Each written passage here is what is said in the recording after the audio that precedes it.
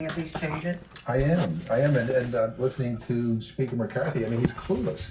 I mean, he obviously hasn't talked to anybody who's on the SNAP benefit, who relies on government help to put food on the table. I mean, these are real families. These are people who we work with. These are people who have fought in our wars and have worked in our factories, have raised our families. So yeah, I am worried about the impact on people I represent, people all over this country. I am also worried about the cutbacks and other programs that I think could have an adverse impact on our economy. Look, we're dealing with inflation right now. It is a problem. And President Biden's doing his best to try to reverse it. But things are still expensive. And people need to survive. And food is something that we all need. This is not a luxury item. It is something we need. And by the way, hunger is costly. Kids who go to school hungry don't learn. Workers who go to work hungry are less productive. Senior citizens end up in emergency rooms because they're taking their medication on an empty stomach. It's common sense, right, though. It does beg the question, how, I mean, and it's not unique to a Republican speaker. Hunger is not something that just happened because of the pandemic or the removal of those benefits. Why has nothing gotten done? Well, Joe Biden, to his credit, had bumped up the reimbursement for SNAP.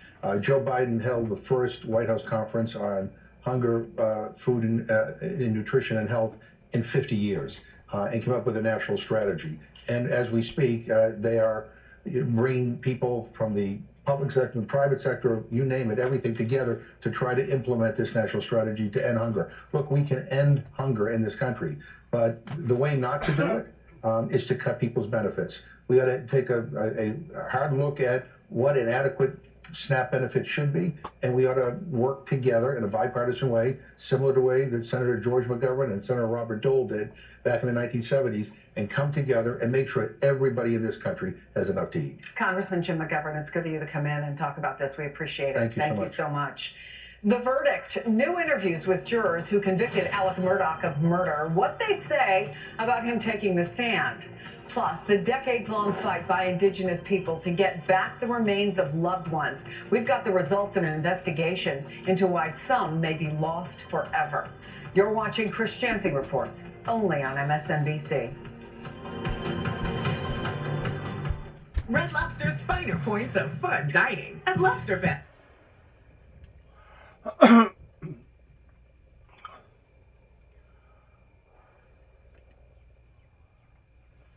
Fear many could be lost forever. NBC's Dasha Burns takes us inside that tribe's fight to get their ancestors back. It's like a horror movie. 1,000-year-old Native American remains, revealing decades of bad behavior by a powerful institution in an investigation by NBC News and ProPublica. I think if we've seen a movie where people are digging up graves today, what would we think? Would we allow it now for the sake of science and research? I don't think so. It's illegal. The University of California, Berkeley's Phoebe A. Hearst Museum is currently housing about 9,000 indigenous remains. They wanted to emulate and be competitive with the Smithsonian and Harvard and the British Museum. And to do that, they created an archaeology and anthropology program that also got into the business of plundering native grave sites. We're talking about returning our ancestors back home that were stolen from their graves as long ago as the late 1900s. And when they finally arrived to claim the bodies of their ancestors, we found them in rows of shelves. At times, the skulls separated from the rest of the body. What was it like to see your ancestors in bins on shelves scattered about? It was horrific. I can't believe that practice ever existed, to go out and unearth human remains, to take them back to a lab or to a higher education institution or museum for them to evaluate.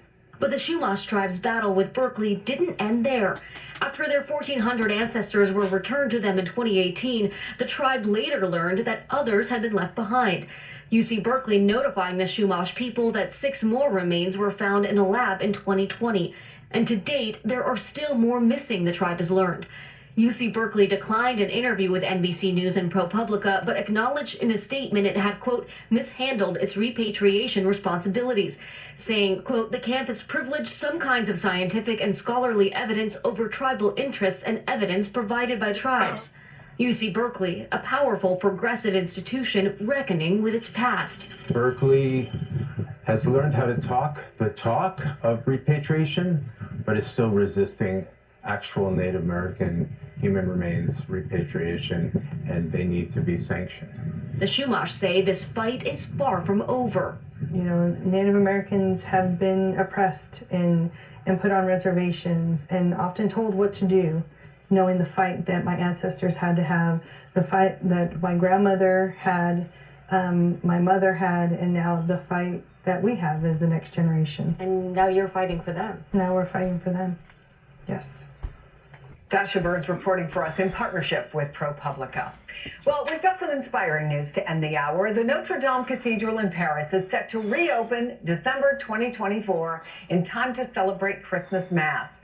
French officials say crews are on track reconstructing the 12th century Gothic monument after that devastating fire in 2019. The official reopening will not be in time for the Paris 2024 Summer Olympics, but the cathedral's iconic 315-foot spire should return to the skyline in time for the opening ceremony.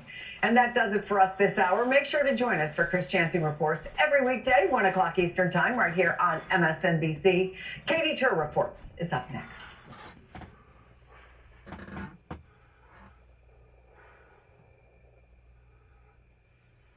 Back.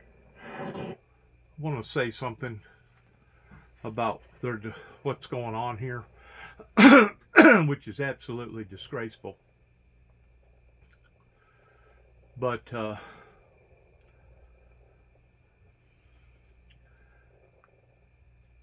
don't be misled in thinking that this is the only area where sacred sites has been desecrated. Don't think for a second that the indigenous Indian people have not suffered tremendously, including in the respect that other generations did not give to them, that even to this day brings great sorrow and tear to my eyes. Whenever I was up in eastern Tennessee, up around the Sequoia Museum, up around Cherokee Forest, going over into the Appalachian Mountains, I got lots and lots of first-hand testimony about how that whenever TVA basically flooded the Tennessee River beginning all the way up into the hills of the Appalachians, that there was lots of Indian burial sites that they knowed was there, and they could care less about. A matter of fact, I seen a lot of pictures where they was pulling big logs. Some of the logs looked like they was twice the size of a regular automobile, pulling logs either through the woods with mules or bulldozers or whatever, and they would basically just take the logs and go right through the middle of a sacred site, digging up all kinds of bones and etc. So proof is in the pudding in how that the Native American people have been ignored, disrespected, and basically treated like a bunch of wild raccoons or wild deer or wild possum or wild whatever. That the whole concept with the European dream or ideal was, yes, to come and to form a new world over here in America. But at the same time, they was willing to basically covet no expense towards how far that they would go to be able to gain control over this property. And now we can see where the white man has contaminated our great land with all the diseases, all the contaminations either in our water, in our air, or in our soil. And now we're picking up on other problems pertaining to the draining of the petroleum oil out of the ground that is causing havoc all over the world towards global warming. For some reason, these people thought that they could do this not only to the people but to the land, and that they wasn't going to pay for it one day, because the Bible is very clear in how that God instructed us to be good stewards of one another, to be good stewards of dumb brew, to be good stewards of the land. And a lot of